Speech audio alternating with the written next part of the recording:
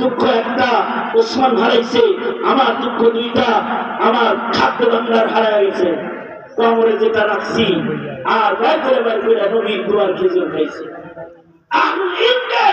আল্লাহ এই রিজিক দান করেছেন সাহাবায়ে কেরামের ভেতরে, তাবেঈনদের ভেতরেও একই অবস্থা।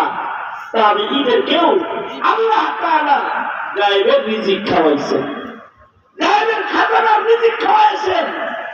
যখন যা আল্লাহর কাছে চেয়েছেন আল্লাহ পাক তাদেরকে তা খাওয়াইছেন, আল্লাহ পাক তাদের কাছে রিজিককে হাজির করেছেন। এক বুজুর্গ মসজিদের ভেতরে বলতেছে, দোয়ার ভেতরে, আল্লাহ মোরগ পোলাও খাইতেছে। ইমাম সাহেব কয়, আইসে আমার মেহমান হয়ে আমার বিপদে ভালাইতেছে, আমার কি মোরগ পোলাও আছে, ঠান্ডা ভাত করে ঘরের ভেতরে ঠান্ডা ভাত।